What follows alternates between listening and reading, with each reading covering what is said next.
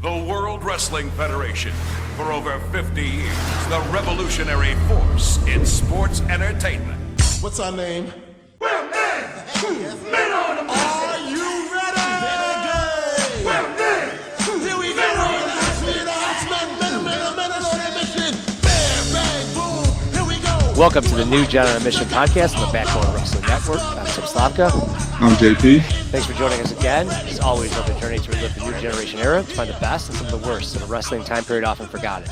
Bret and Shawn Survivor Series 92 to Bret and Shawn Survivor Series 97. We look beyond the pay-per-views, examine the weekly TV, what worked, what could have worked, and what failed. JP, how's life?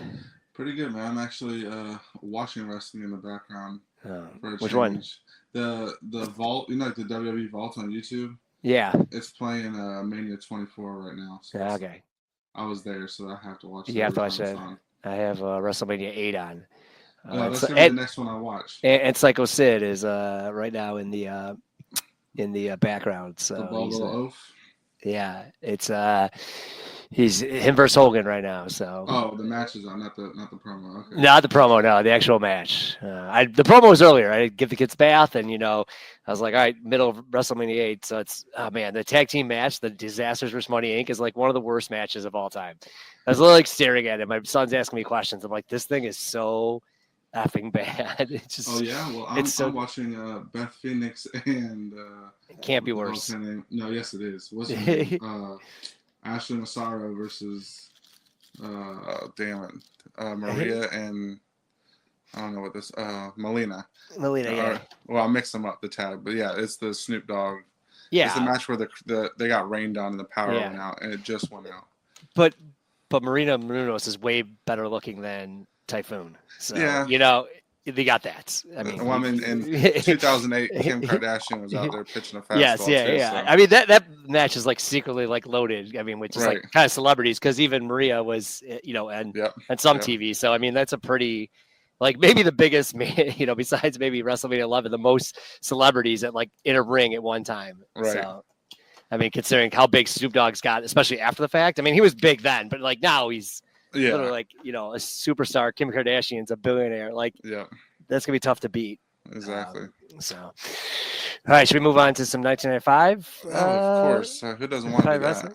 I mean, we got Akushi though, so that's good. Why don't you take the first match? So we're gonna go live here for Raw to start right after the night after WrestleMania. So this is the first time I think it was live. Like last year and the year before, it was like taped. So this is the first kind of real, like, the Raw after WrestleMania. This is kind of it. So it does feel. We'll see if anything happens. But it's I think it's the first. So and it does start the trend too of things happening.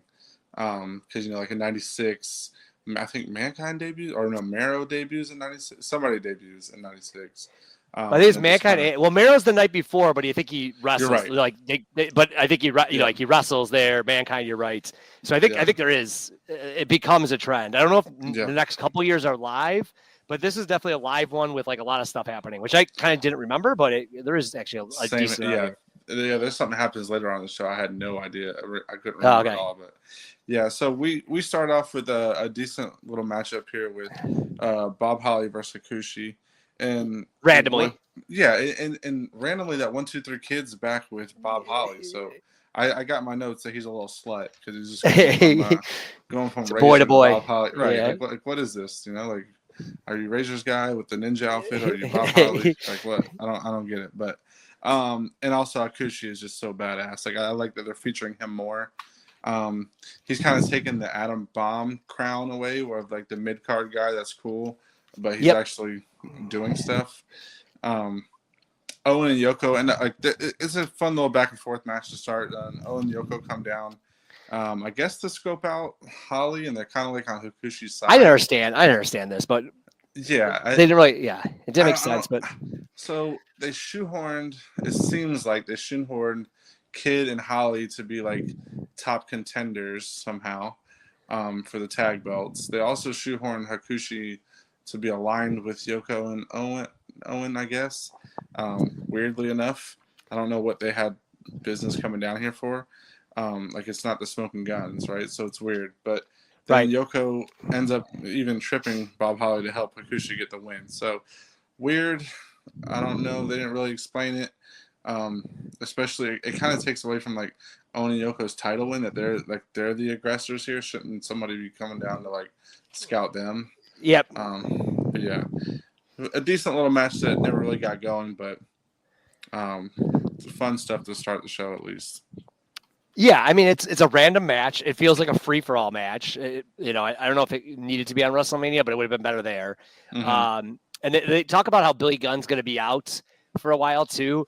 Now I watched the Superstars first, so the fact like Billy Gunn's just back out and nothing happened. Like I thought they could have, it's like, well, why aren't they go? Again, out of order. It was like, I saw Billy Gunn fight, and they're like, oh, Billy Gunn's gonna be out for a while. I'm like, well, and the next taping, he's literally there. So I'm like, that could have definitely been. I think that would have been better if like Yoko's taking these guys out, and they could have mentioned that like Smoking Guns are done for a while, right? And then like really built it up, like okay, who's gonna come after this guy? But it was kind of just like, oh, nope, they're fine. Yeah, they should have had like Holly and Kid say, "Hey, we're gonna fight in your honor," kind of thing. Yeah, Smoking Guns are dead. Like Right.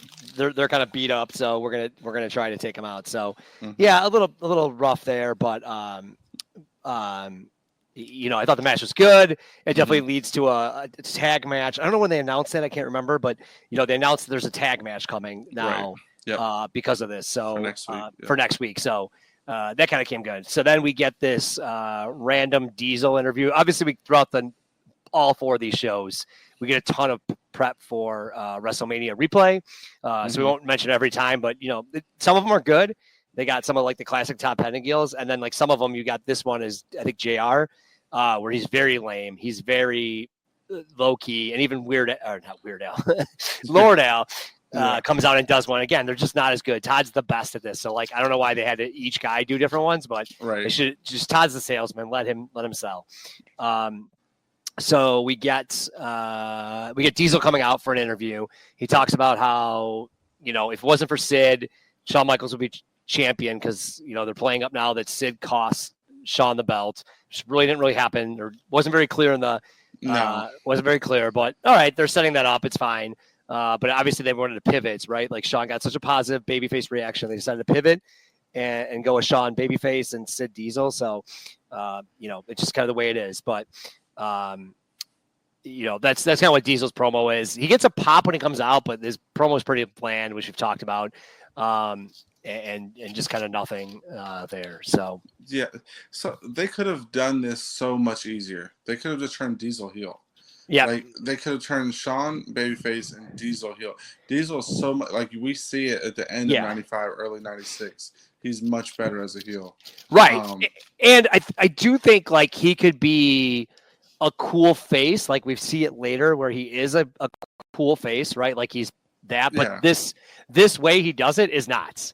No, like this is terrible. He's so bland. He doesn't put effort into it. His matches are terrible, and he's got no one to feud with. Now, let's see with Sid. I don't want to call this match out yet, but with the Sid could be a way, right? Hey, big guy versus big guy. Let's see what happens here. But him fighting Shawn, him fighting Bret, like of course he's not going to be cheered. You're going to cheer for the underdog. So, but I just feel like say they turn Diesel heel, then let Shawn face Sid for the #1 contender. Yep. Like the heel versus face. Diesel faces I don't know whoever, some kind of baby Bret maybe, I don't know, and then get Diesel versus Shawn like at King of the Ring or something, for the belt. Yeah, like, totally. That way, but totally agree.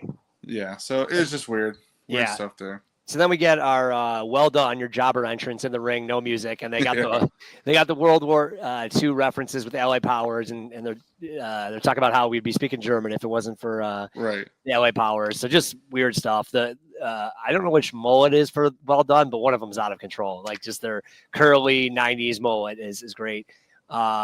We get they do a cool spot where it's supposed to be Luger and Bulldog both doing press slams, and literally Luger can't do it. He's too weak. Bulldog looks just. I think what happened was Luger was off steroids, and our friend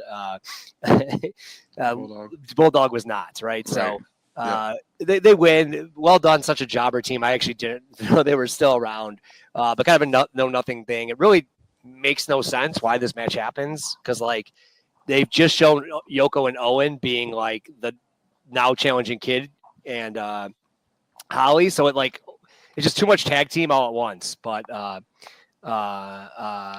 it kind of a weird match, but whatever. Yeah. Allied Powers are over, so they get a pop. Kind of weird again coming after Diesel. You think they would have done like a comma or something like that, like after Diesel came out. So just kind of weird placement here, but whatever. They win and they look strong still. Yeah, I just don't like that tag team at all. Like I remember. So if you like, I do weird shit where I like Google best tag teams of the '90s, WWF, whatever. I just look up what people are thinking, and for some reason they pop up like in the top 10. Yeah, like who wrote this? A lot. They'll pop up a lot. They'll pop up like in the top 15. Even I'm like, they were a team for a couple months, like, and they don't do anything of note. So I just don't understand it. But I just wish they weren't a team together. So yeah, they're a pretty weak team. Yeah, I guess we're gonna get it for what, at least a few more months, right? Or another month or so. Yeah. Or they go all the way until August. I think they go. I think because Luger leaves so abruptly, I don't think they like really finish off that like storyline. Oh wow! Right? That's gonna suck. I'm not sure. But like kind of Luger leaves. Like that's one thing I'm like not very sure of because like at SummerSlam they come out and Bulldog kind of turns heel. Like there's gonna be. Yeah. I'm just not sure of that because I think it's just so random what happens. So yeah, like this era, I'm a little spotty on still. Yeah. Like I once like the Monday Night Wars start, I can remember every single thing that happens. But like this is, I don't remember as much. But yeah, well, I guess we'll have to see it play out. Yeah. On to something I had no memory of, and I was glad because I was taken aback by it, is Alundra Blaze versus Bull Nakano. First, I think this match definitely should have been at Mania. Yes. Like this match, even if they do it this way, like with not as much time, even if they just planted this match in WrestleMania, definitely boost that Mania up as far as not being one of the bottom three or so. Yeah, like it definitely would have helped. I love Bull Nakano. She's one of my favorite women wrestlers. So seeing Bull her, Nakano. Yeah, Bull Nakano. Yep. So this, I put my notes like there's more action in this match than every match in WrestleMania 11. Like, this way more fast paced. There's way more intensity. These two, like they're such a good combination. Like Blaze is such a good baby face fighting underneath, and Nakano's like this bully that's got some athleticism to her. So it's awesome. Alundra Blaze ends up hitting like this big dive to the outside too, which you don't see too much. Even from the men in this time right now in the WWF. So that was like good. Kid does it. Kid does it. I think Owen maybe a little bit. Like that's about it. Yeah. And then you get this huge leg drop from Bull Nakano, which always looks good. So she hits that, only gets a 2, and then you get like pretty much Suplex City from Alundra Blaze. Like she starts German suplexing the hell out of Nakano. She only gets a 2, and then Bull misses a dive to the outside, which is sick. Like she missed the dive, and then Alundra Blaze hits the German suplex on the outside. Bull Nakano gets up and throws Alundra Blaze into the steps. Like this is just stuff you don't see that often. It was just fast paced, real heavy hitting stuff. Then you go inside and Bull misses a moonsault into a German suplex for the win for Alundra Blaze. So to me, very good match. One of the better Raw matches we've seen this year, I think. Alundra Blaze gets the title back, and then the lights kind of like get dark, and Bertha Faye comes out, debuts, attacks Alundra Blaze, kicks her in the face. So I know she hits her with something first. I think she hits in the turnbuckle. They're playing this thing about her nose. I'm pretty sure Alundra Blaze was just going to get a nose job, was the story. Yes. And something they like did this. Yes. Yeah, they did this as the back. The kick did look pretty good for what it was. So like she's like kind of out on the outside, and Bertha Faye kicks her underneath the ropes into the face, and she sold it pretty well. So she's debuted. She's bigger woman. She's got a little face paint on her, which I know she was like Rhonda Singh or Ripper Singh or something at this time. So I didn't know Bertha Faye was the name. I don't know when they give that to her. I'm not sure if it's right away or not. Yeah. No, well, they say it on the episode of Superstars. Superstars, yeah. But she has this like Roseanne laugh as she's leaving the ring, and it kind of kills like the intensity of it a little bit. I wish she didn't do that, but this was awesome stuff. Like to have, you don't have really a women's division, but to have this kind of showcase match and this attack happen afterwards was like really well booked, and I thought like a real highlight so far is to 95. Like one of the better segments we've seen so far. Yeah, I don't remember the match at all. I kind of remember this happening, like, but I don't remember it being like right after WrestleMania. Like, I kind of remember, oh yeah, this feud happening. I like it because they let Blaze have a little bit of a celebration. You know, I think sometimes I'm literally watching WrestleMania 8 right now, and like Macho Man wins and then Flair immediately beats him down, and you don't get the big pop and the big celebration. So they let Blaze have like the celebration, the lights, they get the photos, and then she kind of comes in out of nowhere and beats her down. So I like that. I really think that's better than just like immediately after the match. Like you said, it's kind of in the dark. No one knows who she is. So I thought a really fun segment to kind of kick it off. And like right now, she looks menacing. We'll see in weeks that she's not, right? Right. They don't portray her that way at all. So it kind of immediately ruins this feud. But you're kind of looking like, okay, this looks good. Again, why it wasn't at WrestleMania is kind of silly. I think that could have been a good thing for, you're trying to get casual audiences in. I know women's wrestling wasn't the same, but you got random people watching like, hey, this is all the different things we offer, right? And I think that would have been a better match than a lot of the stuff we get. So cool there.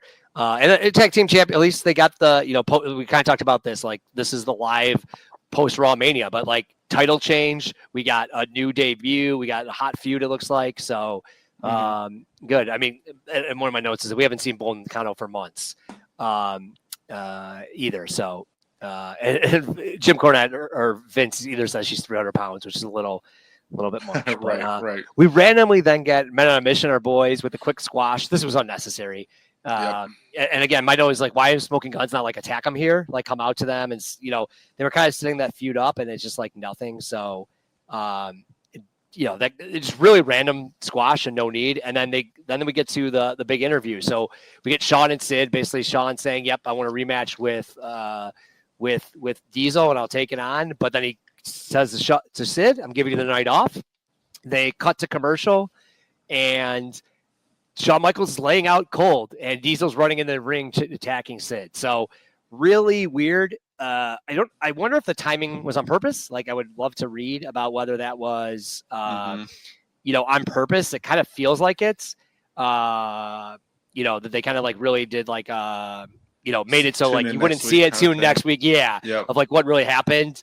So we won't talk about that here, but like right now, this looks like a major angle. You have Shawn out cold. You have Diesel coming to Shawn's aid, and you have Sid looking like a beast, and really looking like took Shawn out. And like, I know it doesn't feel like a face turn for Shawn, but like, it definitely elevates Sid. So I thought this segment was really well done. I think a really cool idea to, again, pull people in, save at the end of the show. So maybe that's the only risk, is that like how many people are still watching, especially after the Men on Mission, match. So maybe that was unnecessary to keep everyone locked in, but it was really well done. So fun ending segment and a big moment and a memorable one from, like we said, the day after Raw or day after WrestleMania. And you're watching the show that he calls me and Gene a bald little oaf. Here he calls Shawn, "You stupid little puke." So just quotable, some unquotables. Yes, he's amazing. He's amazing. Yeah. Yes, he's just so authentic. I love it.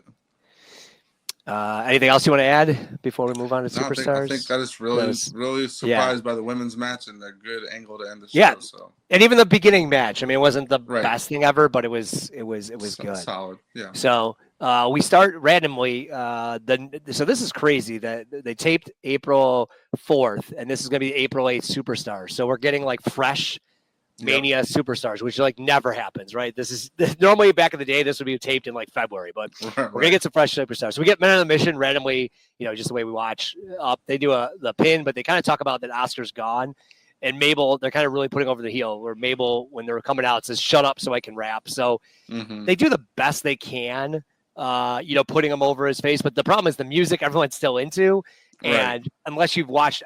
They weren't at Mania, so it's like unless you've watched that one Superstars where they or I think it was Challenge, like unless you saw that, you really don't know they're supposed to be like bad guys. So it was okay segment, but kind of random to have them come out. Yeah, it just is. I guess it's just showing that they're clear heels now. They got like the black gloves now instead of the white gloves, and But they still have the same everything else they have are the Right. same. Right. So, yeah, and then they also did the weird edit. I don't know if this was a what's your boy's name? That's the editor, like the video guy. Kevin Dunn. Yeah, Kevin Dunn. They do a bunch of like cuts and stuff, like back and forth, like Okay. like like the make your motion sickness with like Oh, with the rap. Yeah, he's been when big into that. Yeah. I was Every like, once in a while, holy yeah. crap.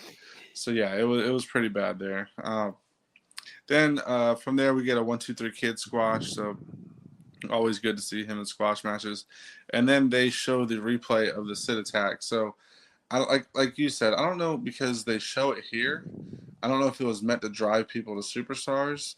They didn't say tune in or anything like that. Like, Yeah. I don't. It was just weird how they do it, but they show like the power bomb and how he laid him out and everything. And the first power bomb, Shawn takes it even worse than the Mania 11 power bomb. Like falls off the side, and so that's why I don't know if the second and the third were like on script or if Sid was just like, you're not gonna make me look like this. Like that's I feel like that's what I feel like. Right. Sid got too excited, but it looks better that he's like kicking his ass. Yeah. So yeah, it's clear that Sid was the one that lost his shit, and I snapped on Shawn, and Diesel comes to the rescue. So clear Shawn face turn here. Sid with the, I guess attacking Shawn makes him the number one contender somehow. But yeah, they show that, and then we also get a Mantar squash, which I'll say he's one of the more fun ones to watch too. Like he's just so awesome in the ring. I don't understand why he's not getting at least a dumb little feud with somebody, like something to sink his teeth into. But he looks awesome. He has so much mooing. He's got Jim Cornette as a manager, so they talk about how Jim Cornette's found something in him. So they're making him credible, but he's kind of done nothing. Well, if he was in like Smoky Mountain right now, like he'd be the champion. Like if he didn't have a stupid gimmick, he'd be like just running roughshod through guys. But here it's just a gimmick that he's saddled with, and unfortunately, he's not going to become anything other than that. Yeah, he looks solid in the ring too. We've kind of talked about that. Yeah. And then, you want me to take the next one? Yeah, why don't you get the next one? Okay, so then we get Aldo Montoya versus Jeff Jarrett. So at least what I thought was Aldo Montoya. When he comes out, the graphic says Man of War for some reason. So, does it really? I missed that. It doesn't even say Aldo Montoya. It just says Man of War. So they don't mention that throughout the match, but that's what they called him. I know he's like the Portuguese Man of War. So Man of War, yeah. It's kind of like maybe Bob try to figure Holly. his name out. Yeah, right. Yeah, like Bob Holly. He's Thurman Sparky Plug. Then he's Spark Plug. Then he's Bob Sparkplug Holly. Now he's just Bob Holly. So it's they don't understand. Thurman. My friends call me Thurman. Right. So then now he has Aldo has like beaded dreads in his hair too now. Yep. I can't get the Jerry Seinfeld look off. Like his face, he looks like Seinfeld. He looks so crazy. Like he's terrible. He attacks Jarrett in the aisle as Jarrett comes out. So a hot start. It's kind of like a cheat code to get the crowd into the match a little bit. Rhodey ends up distracted and then attacks Aldo Montoya on the outside, which is good. And the finish comes with Jarrett trying to hit like a back suplex, but I think the ref messed this up or something happened because it was supposed to be like Jeff's shoulder stayed down, but it looked like Jeff actually got his shoulder up a little bit. I know. I think it wasn't clean. Right? Yeah, it was weird. I'm like, wait, what? And then they give Aldo Montoya the win, which I think is what they wanted to do, but I don't know if it was exactly that spot that they wanted to do it. Maybe the ref missed it or something happened, but then they play it off like it's this huge upset, kind of like the 1, 2, 3 Kid Razor Ramon thing, which it didn't have anywhere near the same impact. But yeah, it was okay. It wasn't the worst match in the world, but it just didn't hit the same to me. Yeah, it was fine. I hate that shoulder up thing. They didn't even make it clear that it was non-title, or I could tell. So, and you couldn't even hear. They played the music over with Double J's music, so you couldn't really hear. Again, that might be fixed from what was done at the audience, but like you really couldn't tell what happened there because Double J's music hits. Like you said, it wasn't one of those obvious ones. It was like very herky jerky, so it didn't really look like that Aldo had won. So it was very, very bizarre. It was fine. Where's the Aldo Montoya go? Why is he able to beat Double J, but Razor, like the number one like one of the number one faces can't beat him. So kind of disappointing there. It just kind of doesn't make sense. But we'll see if Aldo Montoya's comes up with anything. We know he's in the Fed for a while, so maybe he's getting a little bigger run here than I remember. But we get more highlights of Mania. We get the replay now. Roddy Piper is going to host the replay. So it's a cool get. Again, they did this for the Rumble. Piper's kind of showing up more than I would have thought he was. So kind of cool. Well, I mean, I think he's going to do some play-by-play and give you some extras. I don't know if there's anything to that, but you kind of get that. And then we get the big debut of Jean-Pierre Lafitte. Kind of coming out randomly. They did talk about him like a month or so ago that he was the old Quebecer, and now he's coming back differently. So interesting. He's dubbed as a pirate. A lot of pirate puns during the match. Yeah. But it kind of looks solid. He's always been like a good worker because he's a little bigger, but he's not like he doesn't look like fat, right? He doesn't look like over the top fat. Right. And he can do some good moves. So that's kind of it for him. I don't know if you had anything to add to his no, I thought debut. I thought he was a pretty cool debut. I mean, the pirate thing, they do add a little bit of like realism to the character, so it's not like a corny pirate. Like it's kind of like a real, real life pirate, like that will attack people, that kind of thing. So they do a little better job than some of the other gimmicks they've. And his colors are dark. You know what I mean? Like they're like dark purple, so it doesn't look like over the top. Kind of this would be pre Johnny Depp. Like really transforming pirates. That way, but kind of goes off those similar colors. Like he definitely has a very similar look to what Johnny Depp is for Pirates of the Caribbean. So right. Anything else on the Superstars? Move on to Raw. It was a solid enough show. Yeah, there was a lot going on, and obviously they're really heavily pumping the replay, and Vince especially giving us a minute by minute update of Shawn Michaels. But that was a big angle, and they did a pretty good job of that. We go to the 410 Rumble. 410 Raw. I got excited. 410 Raw. So we get they mentioned Hakushi, so like really random. A guy that wasn't at WrestleMania is now like in a main event versus Bret Hart at this Raw. So like that's the selling point. It just feels weird sometimes where they take some of these Raws and superstar directions. We get Adam Bomb, who Vince says is very popular. I would agree, but he hasn't done anything. And then he's going to face Tatanka. So interesting, like these two guys are going to fight at like an opening matchup here. And Vince is talking about how both these guys are like in it, and they might not be longer than like 3 months. Like that these guys are no longer in the Fed. So kind of interesting that like they're kind of talking about these guys being over and then they're just gone. That's a good call. Yeah. It was interesting when like Adam Bomb came out. I was like, oh my God, I thought this guy was done. And then Vince is like, he's so popular. And I mean, he does get a pop. So like, does he not make it to 96? Adam Bomb? I feel like he's done. I don't know. Have we even seen the footballs yet? No, you're right. I don't know if that happened. Yeah, maybe it's a little longer. Maybe it's a longer. Right. Yeah. I know. Like I thought his last pay-per-view match is he fights in Your House right? One. Yeah, in Your House One. So maybe he's a lot longer. But like I thought that was it. But I mean, he might start to fade. Like his. Yeah. Like, I mean, he already kind of had. He never really was up there, I guess. So there's nothing to fade. Fade to zero from zero. Right. So we get this match. The corporation is so lame. Vince says that $1 Million Man has nothing to smile about because he was embarrassed at WrestleMania, which just makes the corporation just seem so lame. Right. Like they needed a win at WrestleMania. Like let Tatanka beat somebody. Like maybe have this match at WrestleMania and have Tatanka win. They just look such losers.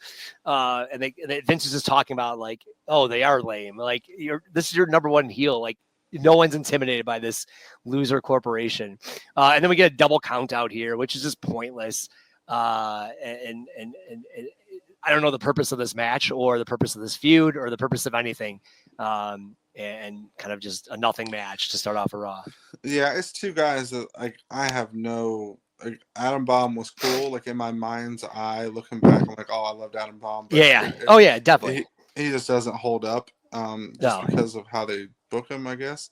Tatanka is just completely flamed out for me. Like I don't even care to see him anymore. I'm sure he can, do something if he was interesting, but it's just not there anymore, I guess. So two guys that just don't have any value for me right now. Nope, agreed. So from there we get a head shrinker squash. They're kind of still pretty fun to watch. That's kind of what they do. The squash matches, not too Yeah, much else. but they're same thing. They're like no purpose Right. to them. So like, I'm kind of ready to see Barbarian in WCW instead, and make a difference. Make a difference, yeah. So I'm ready for that. We get a Jean-Pierre Lafitte vignette, which is good. I think they kind of put a little bit of hype into his character, and they're kind of doing it well. I know it doesn't like last too long either, but pretty solid vignette there, even though we've already seen his first match. We get a Kama squash, and I thought this was kind of fun. Like he's really playing into the character of being like this like MMA guy, like lethal kind of guy. Yep. Or Scott Taylor. Right. Yeah, against Scott Taylor, who made him look pretty good. So Kama's not, Godfather's not the greatest wrestler ever, but he is a big dude, and he can kind of play this off pretty well. So I thought this was solid. Then we get sorry, they had they talked about how Kama now has the necklace, which is from the urn. Oh yeah. So that's the big reveal here. So that's all right. Like it's just it feels like a squash like here after the head shrinker squash, but like at least this one has like a storyline. The head shrinkers literally came out nothing. They also, for whatever reason, they're pumping up Duckman, which I literally hadn't thought about for 30 years, and they pump up Duckman for this. Show. And they talk about how Heather Locklear, who was a big star at the time, is going to be on there. Vince is like, who is she? Yep. I was like, clearly knows nothing about pop culture. So, I used to love Duckman back in the day. It felt like I was a cartoon I wasn't allowed to watch. I felt like South Park before South Park kind of thing. Yeah, it kind of was. Yeah, a little edgy.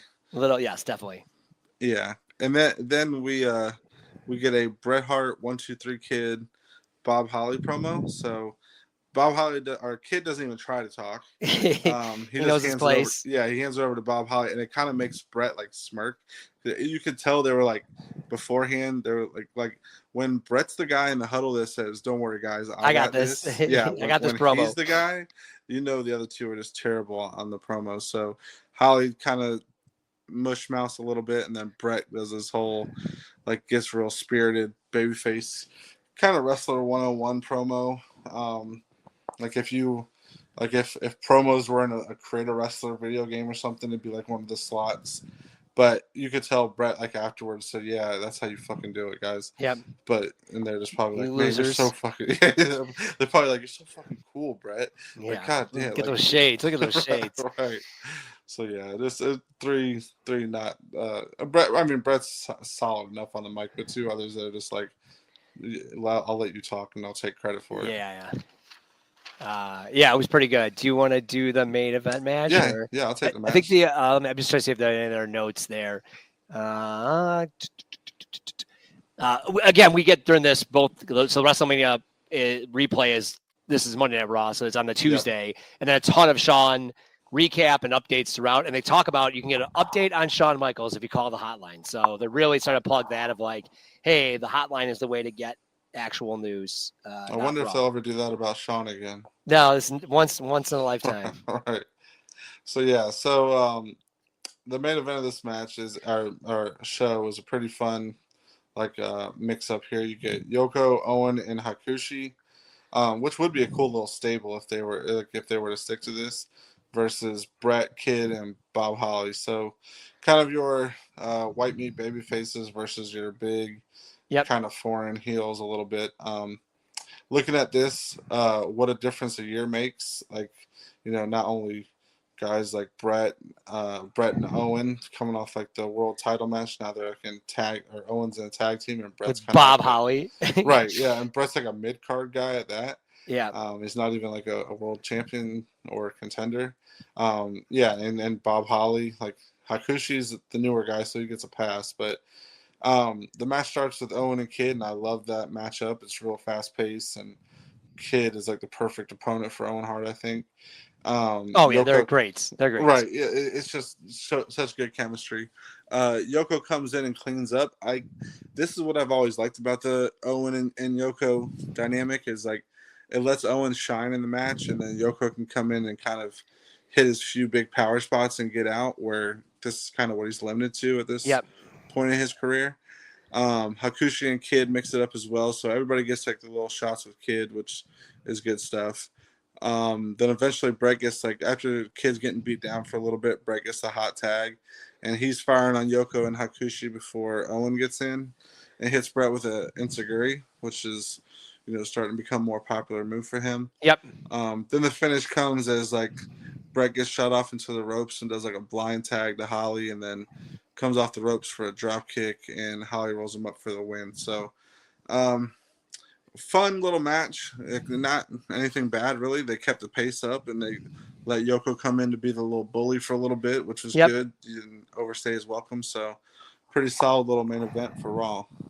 Yeah, they talk about how Vince says Yoko's fatter than ever after a sabbatical, and Yoko comes in though and does right to the nerve hold. So he's like, he's a little annoying at this time because it's just, again, he's just so limited and so big and just not very. It's just sad because you just know where this is going, and you're never going to get any type of good Yoko again. I agree that makes sense with him in a tag team, but it's just very disappointing. Bret and Owen again feels a little lame. Like Bret's beat him like 7 times in a row, so the fact they're fighting again kind of silly. Owen should have won here. I mean, I get why not, but like Owen just constantly loses. Like he's lost to Bret, now he's losing Bob Holly. I get at this time in the place that the faces are always winning, but it just feels like Owen's never winning. This feels like another loss. Like, why does he have to take the pin? Maybe he didn't want Yoko doing it, but it just feels weird. And so from this, I'm going to assume the tag team match in your house would be Kid and Holly versus Owen and Yoko. So I actually don't know what happens for the tag division the next couple months, but like that, I don't know. But that feels right? Like Kid and Holly beat the champion. Like, I mean, that's where you would think like usually the setup is. So, did you get a Duckman clip or no? Yes. In your version? Yes. Okay. Yes.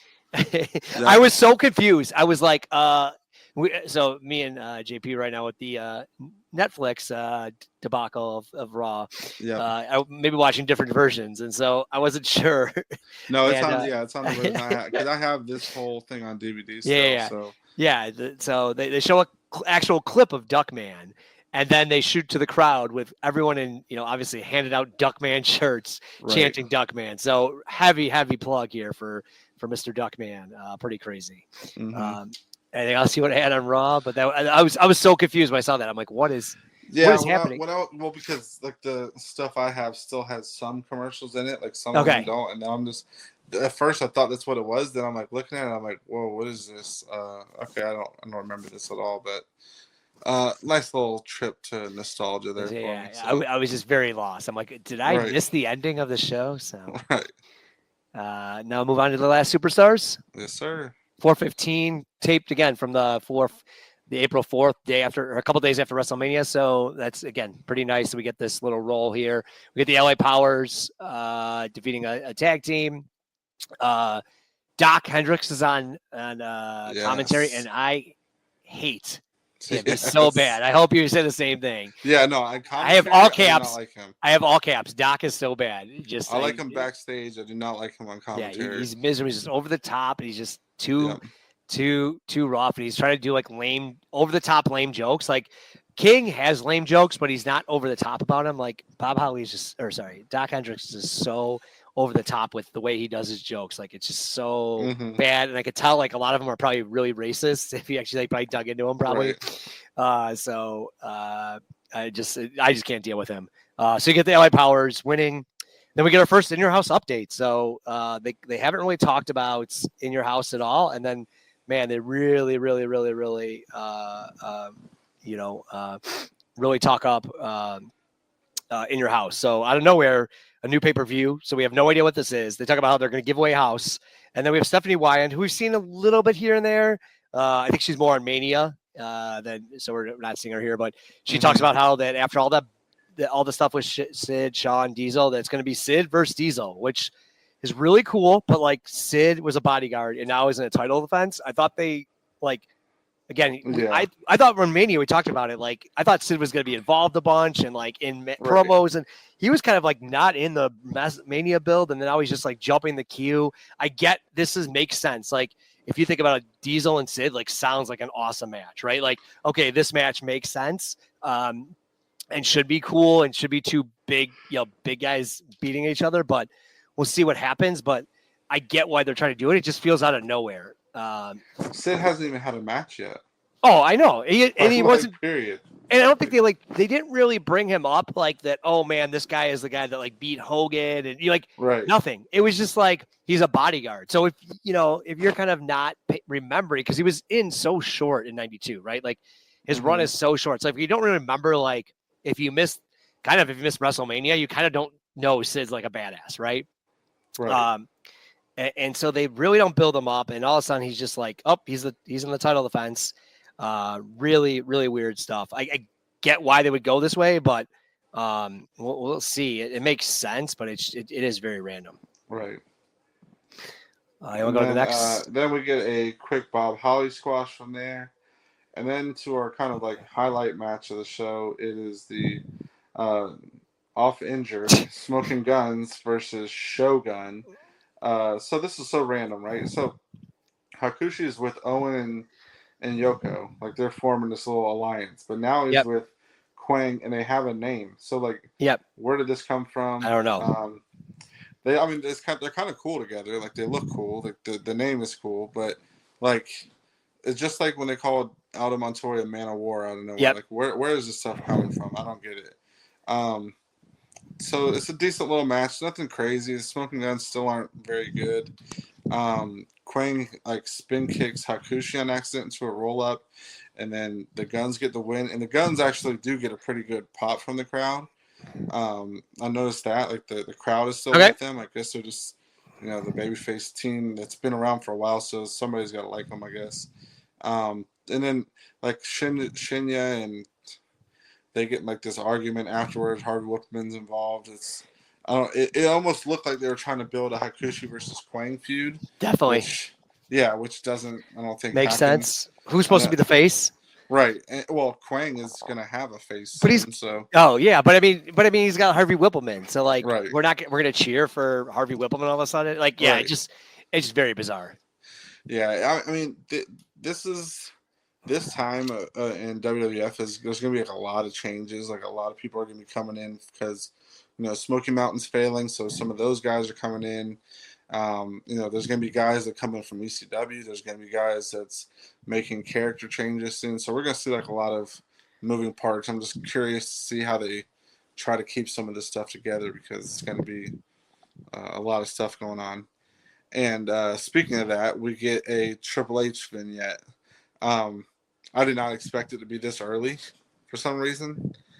He does do like the British accent, and it's just crazy to see how skinny he is back here, like in 95, compared to, later on 2000, 2001, Triple H is like roided out of his mind. So, I did like this early Triple H, so it's going to be cool to see how this progresses and just kind of see how that character builds and how he acts. He's going to be like Steven Regal early on, I assume. That's like his guy, and that's kind of the character he was in WCW, so I guess we'll just have to see where that goes. Yeah, it's very weird. They do a commercial about like the WWF is like so proper and he's so proper, so it's kind of interesting there. They kind of bring that up, so they're really trying to push him as like the distinguished type. So kind of the character he was in WCW, right? As well. Let me see if I did. And also Hakushi, on the Smoking Guns. It's like he was feuding with Bret Hart. That was supposed to be the big thing. And like, why is he now relegated to this? And it just shows you how quickly Bret Hart's going to go down the chain. Even though we like Hakushi, he's been good, but like they literally like are throwing away that feud to do this. Like maybe it's just the roster's that weak, like or that little, or there's guys somewhere else. But like it just feels like Hakushi's in everything, but he's like supposed to be against Bret, and it just feels like Bret's being lowered. So I don't know. We look back at this time with a fondness, right? But if you take the fondness out of it, right, the biggest era was Savage and Hogan, right? Those two guys. Yep. Bret and Shawn are no Savage and Hogan.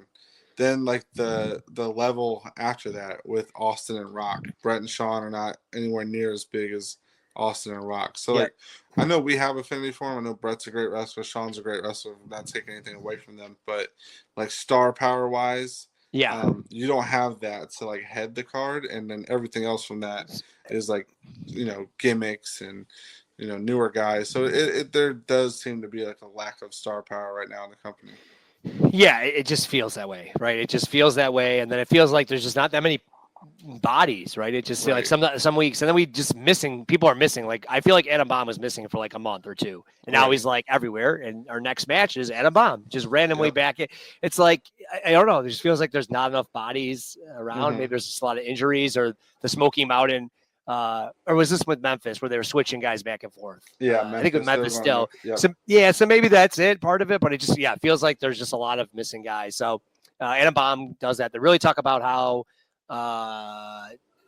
Adam Bomb fought Tatanka, and that could be a feud now. So that's interesting. They talk about the Bomb Squad. He's got the pyro. The crowd seems into it. So like again, this feels like a guy that they could have done a lot more with. So we'll see with.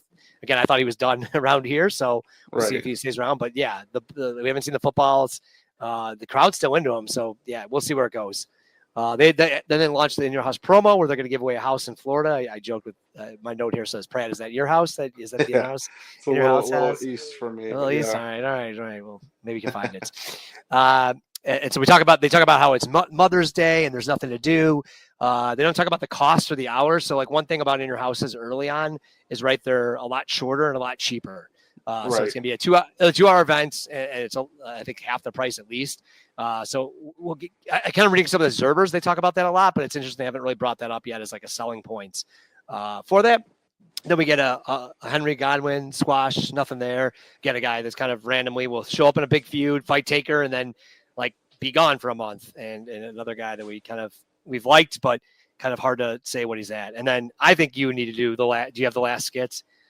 No, I don't have it in my notes. You don't have the Bob Backlund on spring break? Nope.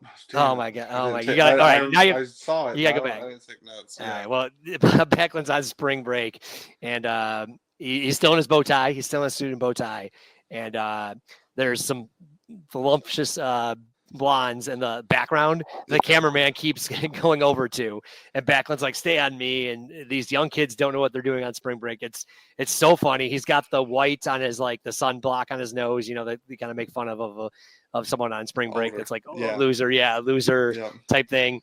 It's an insane promo. They, I don't know where they're going to go with this. Like I thought he ran for president right away, but now he's going to go on the world tour or something. So really bizarre skit, but it was so funny just because the cameraman's like blatantly just going after the babes. And I know it was on purpose, but it was so funny. Like his camera work, it was really well done. And Backlund just losing his mind. So fun stuff. Definitely random, but a good final skits. Yeah, see, it's funny that you mentioned the spring break stuff, like the tropes and all that. I guess since I grew up in Florida, I've never got the whole spring break thing. Like it's never, you know what I mean? Like I don't know. I know if you're up north and it's always cold, you want to get away, you come down. But like I've always grown up around it, so like I just myself went on too. I've been on back-to-back spring breaks. So. I guess this was like my backyard. And it's like. No, it's like everyone. So like my kid's school, like no one, like you would be like, you go on spring break, like everyone just like, yeah, spring break. Like everybody leaves to go somewhere.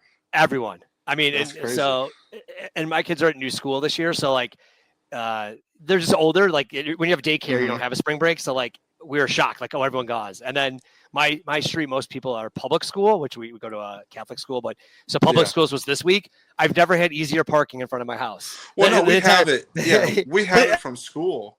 Like we have the week off from school, but we don't go anywhere. Like there's no, you know what I mean? Like I feel like it's a destination thing for a lot of other people. Like, you probably go out of state or you go out of country or something like that. We just go to the beach, so it's just different.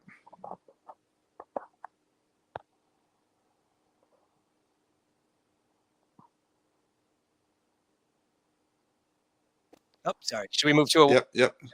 Yeah. You're done accident. Yep. Sorry about that. Let's go most new gen performer. I'm gonna go Bull Nakano. Well, actually, I'm gonna go Alundra Blaze. I think she, pulled out the win and showed a lot of fight against the bigger opponent. I like that. Yeah, I'll go Oh, can you hear me? Okay, I think I had an Yeah. issue. Okay, sorry. I think I had some internet issues. So It cut out for a second, but you're good. second, yeah. Okay, sorry about that. If we lost it, but I'll go Hakushi. I mean, not a great thing because he shouldn't be involved as much, but he was in so much. So I think that's like I think he was heavily featured in this. I liked your idea of Blaze though. I would go Bull Nakano, but she's such an afterthought. Like Right. She wasn't brought up.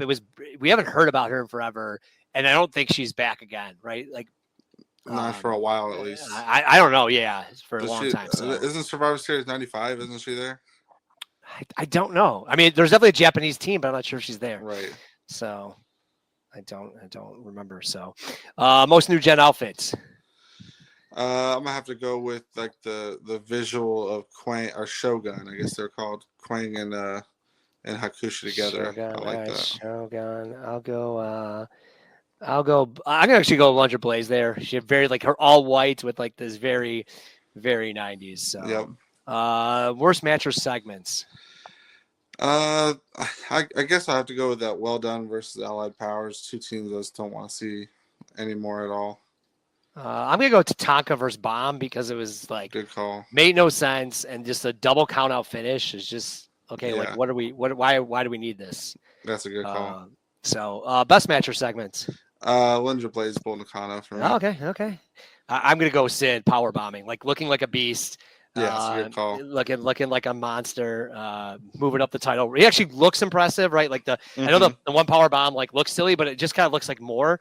And like it's so bad, but it like almost looks more impressive doing it that way because he's just literally like tossing a guy around. So I'm sure it's a major F up, but I think it actually kind of looks better.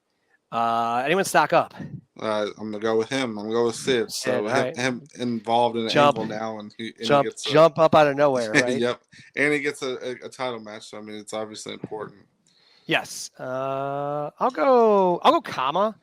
Nice. Just because I think like he's kind of come out of nowhere, and all of a sudden he's feuding with the Taker. He looks like a badass destroying the Urn. So I'll go with him.